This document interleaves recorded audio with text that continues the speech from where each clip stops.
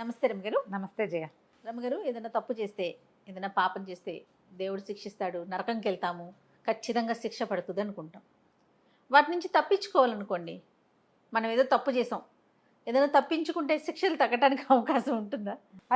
పరిహారాలు కొన్నిటికి పరిహారాలు చెప్తారు జయ. ఆ, ఎలా అంటే ఏదో మన వల్ల ఒక తప్పు జరిగింది, ఇలా అయిపోయింది, దానికి ఏదైనా చేయొచ్చా, ఏదైనా చేసుకోవచ్చు. పొరపాటు మామూలుగా పల్లెటూళ్ళలో చెప్తే పిల్లిని చంపిన పాప, నా మనసులో అదే ఉందండి. పిల్లి చచ్చిపోయింది మా ఇంట్లో, లేదా ఎలుకని చంపేశాం, పాములను చంపేస్తారు, ఊళ్ళలో చేస్తారు కదా, గోవుని కొడతారు. ఇవాళ ఏదో ఆవు చేలో పడింది, పక్క వాళ్ళు ఆవుని దాన్ని కొట్టారనుకో, సాయంత్రానికి ఏదైనా పిల్లాడి కింద పడ్డమో, వీళ్ళే ముందు పడి పళ్ళు రాలటమో, ఇంట్లో ఏదైనా వస్తువు పోవటము, ఏదైనా పెద్ద వస్తువు పాడైపోవటము అయితే నువ్వు గోవుని కొట్టే పాపం వచ్చింది, నీకు పాపాన్ని పరిహారం చేసుకోమంట. పాప పరిహారార్థం ఏదైనా చెయ్యాలి, ఇట్లాంటివి చెప్తారు జయ. కాకపోతే మనం చేసిన పాపం పరిహారం చేయటము అంటే అది తప్పని మనకు తెలుసు, ఒక వ్యక్తికి తెలుసు కదా. ఇప్పుడు ఒకడు చేసాడు పొరపాటు, వాడికి తెలుసు, వాడు మిగిలిన వాళ్ళందరికీ ప్రజల్లోకి తెలుస్తుంది. ఇప్పుడు మనం ఇంట్లో ఏదో చేసుకుంటున్నాము, ఫలానా పాప పరిహారార్థం ఇదేమిటో ఉద్ధరించున్నాము, మన వాళ్ళందరికీ తెలిసిపోతుంది. ఈ తప్పు మిగిలిన వాళ్ళు చేయకుండా ఉంటారా జయ? ఉండరు. అక్కడి నుంచి కొన్ని పాప చేసిన పాపం చెప్తే పోతుంది అంటారు పెద్దవాళ్ళు. ఇప్పుడు నేను నీకు చెప్పాను అదేదో చేశాను అమ్మాయి నేను అని, నువ్వు విన్నావు, తిలా పాపం తలా పిడికాడు అంటారు కదా. అంటే విన్నందుకు మరి రాదా? అమ్మో మరి రాదు. నువ్వు ఆ రమ్మగారు ఇలా చేశాట అని నువ్వు ఎవరికో చెప్తావు, ఇంటికి వెళ్ళి అమ్మకి చెప్తావు, ఆవిడేమో వాళ్ళ చెల్లెలకి చెప్తుంది, ఆ చెల్లెలేమో పక్కింటి ఆవిడకి చెప్తుంది. ఎన్ని దూరం వెళ్ళింది? ఇప్పుడు అందరూ పాలు పంచుకున్నట్టేనా? చెప్తే పోతుంది, నాకు మీకు పోతుంది, వినే వాళ్ళందరికీ దొరికేస్తారు, అందరు దొరికేస్తారు. అక్కడి నుంచి ఒక్కొక్కడు ఉంటాడు, విని అట్లా మింగేస్తాడు బావిలాగా. నూతులో రాయేసామనుకో మొత్తం కిందకి వెళ్ళిపోతుంది, బుడుంగని మునిగిపోయి ఏమీ మనం మాట్లాడదు. అదే నువ్వు చెరులో వేసావనుకో రాయి, ఏమవుతుంది? అది కదిలి కదిలి కదిలి కదిలి అంతే. స్నేహితులు ఎట్లా ఉండాలంటే బావిలో రాయి వేసినట్టు ఉండాలి. ఏ రహస్యమో మనది బయటికి చెప్పకూడదు. అదేదైనా ఎవరికైనా చెప్పినా అదేదో విపరీతమైన విషయంగా చెప్పకూడదు, ఏమిటో ఇలాట అంటే సరిపోతుంది చెప్పాల్సి వచ్చినప్పుడు కదా. ఇది చెయ్యాలి. అయితే ఈ పాపాల సంగతి చూద్దాం, పరిహారాలు. పూర్వం ఒక ఊళ్ళో ఒక బ్రాహ్మణ ఆవిడ, కొంచెం పేదరాలు, ఒక సుమారైన ఇల్లు. ఆవిడ ఏం చేస్తుందట, పేడను మట్టి కలిపి ఇల్లు అలుక్కుంటుంది. ఇల్లు అలుకుతారు కదా, ఒట్టి పేడతోటి అలకరు, అవును, కొంచెం మట్టి కలిపితే అదేంటో గట్టిగా అవుతుంది అన్నమాట, చట్టగా ఉంటుంది, కదిలిపోకుండా. ఒట్టి పేడతో ఎప్పుడు అలుకుతారు? ఊరికే కాస్త పైన నున్నగా చేయడానికి గట్టి మట్టి నేలని కొంచెం పేడతో అలుకుతారు. మట్టి పేడ కలుపుకుని ఉండలు చేసుకుని పక్కన పెట్టుకుంది. ఒక్కో ఉండ అయ్యాక ఇంకో ఉండ తీసుకోవటము ఇల్లు అలుక్కుంటుంది. ఎవరికైనా ఇల్లు అలకటం తెలుసా? తెలియకపోతే బాగా పల్లెటూళ్ళల్లో చూడండి, మా చిన్నప్పుడు చూసేవాళ్ళం. మాది అలుకిల్లు కాదు, కానీ నాకు తెలుసు అలుకిళ్ళు తెలుసు. మా చుట్టుపక్కల చాలా ఇళ్ళు ఉండేవి. మా పొయ్యి అలకటం ఒకటి నేను బాగా చూసేదాన్ని. పొయ్యి అలికి పెట్టేది మా రంగమ్మ, నేను చూస్తున్నదాన్ని. అంకమ్మ అలికేది, రంగమ్మ అలికేది. తర్వాత పాలేళ్ళ ఇళ్ళ దగ్గర ఆడుకునేదాన్ని నేను. వాళ్ళ ఇళ్లలో ఇల్లు అలకటం గొప్ప సరదాగా ఉండేది. మాకు కూడా అలుక్కునే ఇల్లు ఉంటే బాగుండేది, సరదా ఉండేది చిన్నప్పుడు. అదో పిచ్చి కదా. దాన్ని ఇలా తెరలుగా అలికేవాళ్ళు అనమాట. ఇట్లా చేస్తే ఇల్లంతా ఇట్లా డిజైన్గా ఉండేది, బాగుండేది. ఈవిడ కూర్చొని అలుక్కుంటుంటే ఆవిడ మంచి పని ఒత్తిడిలో ఉంది. పండగ ముందు రోజులు ఏదో పప్పలు వండుకోవాలి, పిల్ల ఎవరో కాపురానికి వెళ్ళిన పిల్ల వస్తుంది, అల్లుడిని తేవడానికి వెళ్ళారు. వాళ్ళు వచ్చే లోపల అలికేయాలి, ముగ్గేయాలి, ఇల్లు ఆరాలి. అల్లుడింటో ఎంత పని ఉందో, ఎద్దడిగా ఉంది, పని ఒత్తిడి. ఆవిడ గబగబా అలికేస్తుంది. ఒక ముష్టివాడు చెవి కోసని మేకలాగా బయట నుంచి పదే అరిచాడు. వచ్చేసరికి ఒళ్ళు మండిపోయింది.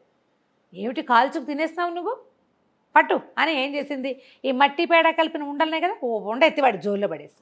అయ్యో, పడేసేసరికి అలా వాడన్నాడు, అమ్మ పెట్టకపోతే పోయావు, పెట్టనని చెప్పాల్సింది కదమ్మా. ఆ మట్టి ఉండ నా మొహాన కుట్టినా బాగుండేది, జోల్లో వేసావు, పొద్దునుంచి అడుక్కొచ్చుకున్న బియ్యం పాడు చేసావు కదా తల్లి, బంగారు తల్లి, ఇంకోసారి ఈ వీధికి వస్తే అడుగు, నన్ను చెప్పించు కొట్టున్నాను అనేసి వాడు కూడా 2 విసురులు విసురుకుని వాడేమన్నాడో కూడా వినలా. ఆ మట్టి ఉండలు పెట్టి వాడు జోల్లో పారేసి లోపలికి వెళ్ళిపోయింది. ఆవిడ పని చేసుకోవటం మొదలుపెట్టి వీడు నానా తిట్లు తిట్టిపోయాడు. ఆవిడ మర్చిపోయింది. కొంతకాలం తర్వాత మరణించింది. స్వర్గానికి ముందు నరకానికి తీసుకుపోతారు. స్వర్గానికి ముందు ఎవరిని తీసుకెళ్ళరు జయ. ఎవరైనా మన లెక్కలు తెలిసేది అక్కడ. ఎవరో మహాద్భుత పుణ్యం చేసిన వాళ్ళకి వాళ్ళు వచ్చి దేవదూతలు వచ్చి తీసుకుపోతారు. విష్ణు పార్షదులో, శివ పార్షదులో, దేవీ పార్షదులో, లేకపోతే దేవదూత ఎవడో తీసుకుపోతారు. సాధారణంగా అందరినీ ముందు నరకానికి తీసుకెళ్ళి వాళ్ళ చిట్టా చేసి అమ్మాయి నీకు ఇంత పుణ్యం ఉంది, నీకు ఇంత పాపం ఉంది, ముందు పుణ్యం అనుభవిస్తావా పాపం అనుభవిస్తావా కనుక్కుంటారు. సరే ఈవిడ్ని పైకి తీసుకెళ్ళారు. పైకి తీసుకెళ్తే ఆవిడ నిలబడింది, చూడ చక్కంది, ఒక 35-40 సంవత్సరాలు ఆవిడ. చిత్రగుప్తుడు పుస్తకం తీశాడు. చిట్టా మొత్తం చెరచెరలాడుతూ చదివి ఈవిడ మహాద్భుతమైన పుణ్యం చేసింది, వాడెవడికి ముష్టివాడికి మట్టి పేడ ఉండలు ముష్టి వేసింది. సరే దాన్ని ఆ దాన ఫలితం ఆవిడ అనుభవించాల్సిందే కదా అని చెప్పి తీసుకుపోండిరా ఈవిడ్ని అన్నాడు. ఆవిడ అమ్ముకుది, ఓహో నేను మహాద్భుత దానం చేశాను, దానికి ఏమిటో నాకు ఫలితం లభించబోతోంది అని అనుకుని పదండి బాబు వెళ్దాం. తీరా అక్కడికి వెళ్తే మట్టి పేడ ఊకా కలిపిన ఉండలు 1,000,000 ఉండలు ఉన్నాయట అక్కడ. ఇవన్నీ దినాలు నువ్వని చెప్పారు. ఒక్కరోజు ఒక్కసారి ఎన్నిసార్లు ముష్టి పెట్టిందో ఆవిడకి ఒక గుప్పెడు బియ్యం, ఓ పట్టెడు అన్నం పెట్టే ఉంటుంది ఎప్పుడు. ఒక్క మాట చేసిన తప్పుకి శిక్ష అనుభవించి తీరాలి. శాస్త్రం ఇంత ఖచ్చితంగా ఉంటుంది. పాపపుణ్యాలు ఈ రకంగా కనపడతాయి. నువ్వు 100 సార్లు దానం చేసినా వచ్చే ఫలితం కంటే నువ్వు ఒక్కసారి చేయకూడని దానం చేసిన దాని దుష్కర్మ ఫలితం పెద్దది. దానికి ఎన్ని రెట్లు? 1,000,000 ఉండలు చేసి పెట్టారు అక్కడ. ఆ 1,000,000 ఉండలు తినమనేసరికల్లా లబో దిబోమని గోల పెట్టేసింది, ఏడ్చేసింది ఆవిడ. బాబు ఏదో ఉద్రేకంలో పంచాతకాని సమయంలో చేతినిండా పనుండి వాడు చెవికోసిన మేకలాగా నన్ను కాల్చుకు తినేశాడు, పోరా అన్నా పోలేదు. ఉద్రేకంలో చేసిన తప్పుకి ఇంత శిక్ష ఇస్తావా యమధర్మరాజా? నన్ను వదిలిపెట్టేసేయి, నన్ను భూమి మీదకి పంపించు, ఈ పాపాన్ని పోగొట్టుకుంటా నేను ఏదైనా చేసి. ఇంత శిక్ష నేను అనుభవించలేనని లబలబలాడిపోయింది. యమధర్మరాజు అన్నాడు, ఏమిటి దీన్ని పోగొట్టుకుంటావా నువ్వు? పోగొట్టుకోగలవా? సరే ప్రయత్నం చెయ్యి, ఇదేదో బాగుంది, ప్రయత్నం చేయిపోని అని మళ్ళీ భూమి మీదకి పంపాడు ఆవిడని. పంపితే ఆవిడకి ఎంతో సమయం ఇచ్చారు, 3 సంవత్సరాలు ఇచ్చారు. ఆవిడ ఈ పాపం పోగొట్టుకోవటానికి ఎంత మందిని అడిగిందో పరిహారం కనుక్కుంది. ఏం చేస్తే పోతుంది అంటే ఏం చేసినా పోలా. అది చివరికి ఇంకొక 4 రోజులు మిగిలింది. ఆవిడ అదృష్టానికి ఒక మహానుభావుడు ఒక ఆయన కనిపించాడు.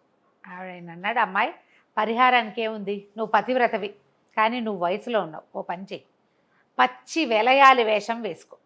నీ మనసులో ఆ భావం ఉండకూడదు, మనసు బాగుండాలి, పతివ్రత భావంతో ఉండు. వెలయాలి వేషం వేయి, అట్లా రోడ్డు మీద నిలబడి పమిటి జార్చి నుంచో. నిన్ను చూసి రకరకాల మాటలు ఆడతారే, వీళ్ళందరూ నానా మాటలు మాట్లాడతారు. ఆ మాట అన్నవాడు ప్రతివాడికి నీ పాపం వెళ్ళి కొంచెం అంటుకుంటుంది. నువ్వు దాన్ని పోగొట్టుకోగలుగుతావు. 1,000,000 పేడ ఉండల పాపం ఉంది నీకు. అందరూ తలా ఒక మాట మాట్లాడాలి, కొన్ని రోజులు చేయమన్నాడు. చివరికి వస్తోంది సమయం. ఇప్పుడు ఏం చేస్తుంది? ఇంట్లో దేవుడి దీపం పెట్టుకుని 3 కాళ్ళకి దండం పెట్టి ఏదో ఒక పల్చటి చీర కట్టుకుని నెత్తి నిండా పువ్వులు, పేదల నోట్ల నిండా తాంబూలం వేసుకుని మూతులంచిలాగా తాంబూల రసం కారుతుండగా పోయి ఆ వీధి మొగదల్లో ఎక్కడో నుంచి. ఇక చూసిన వాళ్ళు చూసినట్టు పిచ్చి వాగుళ్ళు వాగుతారు కదా, వాగుతారా? మరి మనం మామూలుగా ఏదైనా ఎవరైనా ఎక్కడికైనా వెళ్తుంటే వాళ్ళ బట్టలు జారినా, వాళ్ళ బట్టలు బాగుండకపోయినా, వాళ్ళ బాడీ షేమింగ్ కూడా చేసినా కూడా పాపమేనమ్మా. అవన్నీ పాపాలే. మనం బాడీ షేమింగ్ చేయకూడదని ఇప్పుడు ఊరికే మర్యాద కోసం చెప్తున్నాం కాదు, అది పాపం. లావుగా ఉన్నారండి, పొట్టిగా ఉన్నారండి, కుడ్డికన్నని, చీకిరికళ్ళని ఏవో ఒకటి అంటాం, అవన్నీ పాపాలే. ఇక నానా రకాలుగాను మాటలు పడింది. అలాగే ఏడ్చుకుంటూ ఏం చేస్తుంది, లోపల ఏడ్చుకుంది, బయటికి మాత్రం ఈ వెలయాలి వేషమే వేసింది ఆవిడ పాపం. సరే ఆఖరి రోజు, ఇంకొక రోజు, ఆ రోజు సాయంకాలం ఆవిడ బయట అక్కడ నుంచుంటే రోడ్డు మీద ఒక మాలత, ఒక హరిజన స్త్రీ, భార్య భర్త వెళ్తున్నారు. ఇది అటు పోతూ ఎప్పుడో వీళ్ళ వాకిట్లో కొబ్బరి బొండాలు అవి కొట్టినప్పుడు కొబ్బరి పీచు అవి సవరించడానికి పని చేయడానికి వచ్చింది. అది చూసి ఏమందిట, చూడంగానే అమ్మ దండాల తల్లి కులాసాగా ఉన్నావా అమ్మ అని పలకరించింది. ఎప్పుడో ఆవిడ దగ్గర పని చేసిందనమాట, గుర్తుపట్టింది అమ్మగారిని. అనేసరికల్లా భర్త అన్నాడు, ఏమిటే వెలయాలది, దాన్ని పలకరించేది ఏమిటి, అది దాని గుడ్డలు చూడు అసహ్యంగా రోడ్డు మీద ఉంచుంది, దానికో దండం ఒకటి, నువ్వు అదేదో పెద్ద పతివ్రత శిరోమణిలాగా ఏనాడని నీకు పనిస్తే మాత్రం అన్నాడు. అనగానే అయ్యోయ్యో ఎంత మాట అన్నావు, 1,000,000 పేడ ఉండల పాపంలో ఆఖరి ఉండని పుచ్చుకున్నావు నువ్వు. ఆవిడ పాపం పోగొట్టుకోవడానికి ఇక్కడ నిలబడింది. ఆ మాలత మహాభక్తురాలు, ఆమెకు తెలిసిపోయింది దానికి. అబ్బా, అందుకే దండం పెట్టింది, ఒక మాట కూడా అనకుండా. మొగుడికి తెలీదు అనేసాడు. అనగానే ఏమైంది, ఆఖరి 1,000,000 ఉండల్లో ఒక ఉండ వీడి పాలబడింది. పోగొట్టుకోవడానికి నుంచుంది స్వామి ఆవిడ, అంతే, అంతకంటే ఏమీ లేదు. రేపొద్దునే యమధర్మరాజు వస్తాడు ఈవిడ కోసం, కోటి పేడ ఉండాలి ఆవిడ తినక్కర్లా, మీరందరూ పంచేసుకున్నారు. భూమి మీద ఉన్న ప్రతివాడును పంచుకుని ఆవిడకి పాపం పోయింది. ఆవిడ చేసిన పుణ్యలేశం ఏదైనా ఉంటే ఏ స్వర్గారోహణం ఏదో లభిస్తుంది. ఈ కథ చెప్పబడింది. అయితే ఇప్పుడు ఆమె ఏం చేసింది, పరిహారం కోసం ఇతరులని మోసం చేసే క్రియ కాదా ఇది? అంతేగా. ఇప్పుడు ఆవిడకి ముష్టివాడికి పేడ ఉండ దానం చేసిన పాప ఫలితం పోయి కొత్తది రాదు, వస్తుంది. దానిలాంటిది కాదు, ఇది ఇంకో రకం వస్తుంది.